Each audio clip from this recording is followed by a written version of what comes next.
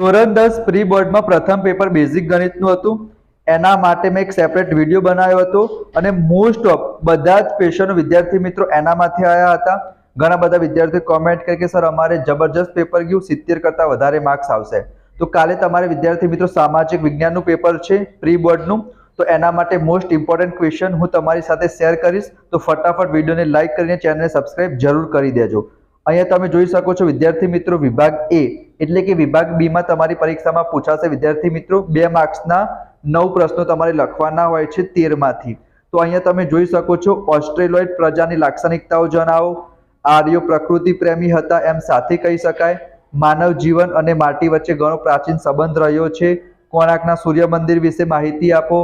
એલિફન્ટાની ગુફાઓ વિશે ટૂંકમાં જણાવો. વારસાની જાળવણી કરવી એ આપણા સૌની નૈતિક ફરજ છે. અને આ બધા પ્રશ્નો વિદ્યાર્થી મિત્રો ગયા 2 વર્ષમાં પૂછાયેલા છે બોર્ડની પરીક્ષામાં.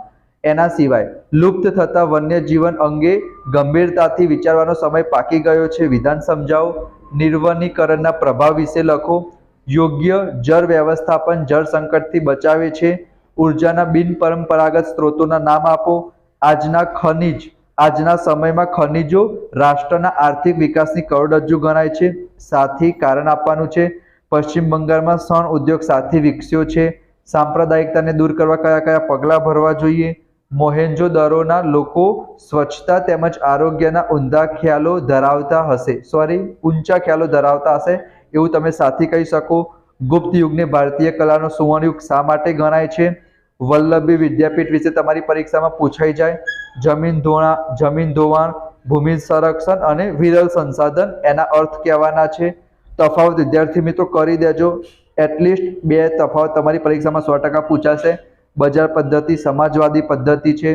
ઉત્પાદનના સાધનો કયા કયા છે? 4 છે. એ તમને ખબર હોવી જોઈએ. એના વિશે ટૂંકમાં માહિતી આપવાની છે. ઉદારીકરણના લાભો, ગેરલાભો, ભાવ નિયંત્રણની આવશ્યકતા ઊભી થઈ છે.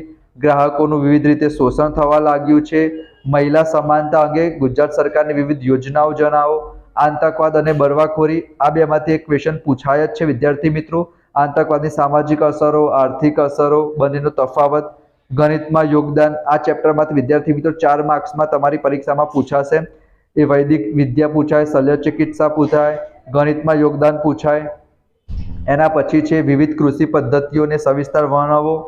ગરીબી રેખા નીચે જીવતા પરિવારોની લાક્ષણિકતા વર્ણવો. તો ગરીબી અને બેરોજગારીમાંથી પણ પૂછાય છે વિદ્યાર્થી મિત્રો. બેરોજગારી દૂર કરવાના ઉપાયો.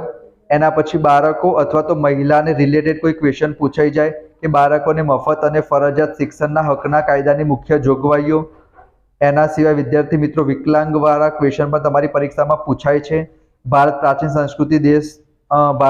સંસ્કૃતિ ધરાવતો દેશ છે. આર્યો પ્રકૃતિ પ્રેમી હતા. એના પછી 33મો ક્વેશ્ચન નાટકોવાળો ભવાઈવાળો ગુજરાતના ગરબા એ પૂછાઈ જાય. પાટણના પટોળા વિશે પૂછાઈ જાય. વન્યજીવોના વિનાશના કારણો, ચૂનાના પથ્થરના ઉપયોગો, સુતરાઉ કાપડ ઉદ્યોગ કઈ કઈ સમસ્યાનો સામનો કરી રહ્યો છે. આ ફરીથી વિદ્યાર્થી મિત્રો ક્વેશ્ચન આવ્યો. તફાવત. આર્થિક અસરો કરી દેજો. આતંકવાદની સામાજિક અસરો કરી દેજો. વિભાગ સી માં વિદ્યાર્થી મિત્રો પર્યાવરણ સુરક્ષા માટેના પગલાં જણાવો. ભૂમિ સંરક્ષણના ઉપાયો. ગ્રાહકનું શોષણ કઈ રીતે થાય. ગુજરાત સરકારે મહિલા સમાનતા માટે કઈ કઈ યોજનાઓ અમલમાં મૂકેલ છે. આ ક્વેશ્ચન મોસ્ટ ઇમ્પોર્ટન્ટ છે વિદ્યાર્થી મિત્રો, કરી દેજો. વિભાગ ડી માં વૈદક વિદ્યા શલ્ય ચિકિત્સા મેં તમને કહી દીધો. એના સિવાય આર્યભટ્ટમાં ગણિતશાસ્ત્ર વાળો પૂછાઈ જાય. વાસ્તુશાસ્ત્ર પૂછાઈ જાય વિદ્યાર્થી મિત્રો. ટેકનિકલ સંસ્થાકીય સુધારા, ગરીબી એટલે શું, એના લક્ષણો પૂછાય. વિશ્વ શ્રમ બજાર, અસામાજિક પ્રવૃત્તિ ભ્રષ્ટાચાર એને દૂર કરવાના ઉપાયો આ પણ વિદ્યાર્થી મિત્રો તમારી પરીક્ષામાં પૂછાઈ શકે છે. આના સિવાય પણ હું એક વિડીયો બનાવવાનો છું જેમાં હું તમને કહીશ સામાજિક વિજ્ઞાનના વિભાગ A, B, C, D માં કયા મોસ્ટ ઇમ્પોર્ટન્ટ ક્વેશ્ચન છે. તો તમારે શું કરવાનું છે, આ બધાની તમે સ્ક્રીનશોટ લઈ લેજો. આ બધા ક્વેશ્ચન કરી દેજો. કાલના પેપરમાં 100% પૂછવાના ચાન્સીસ છે.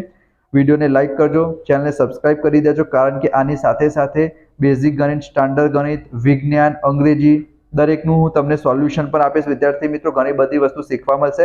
માર્ચ 2024ની પરીક્ષા માટે પણ હું તમને IMP આપવાનો છું જે પૂછાશે જ વિદ્યાર્થી મિત્રો. તો આપણી ચેનલ સાથે જોડાઈ જજો, તમારા દોસ્તો સાથે શેર કરજો. તો આપણે મળીશું નેક્સ્ટ વિડીયોમાં. ત્યાં સુધી જય હિન્દ, જય ભારત, જય Shri Ram. Thank you so much.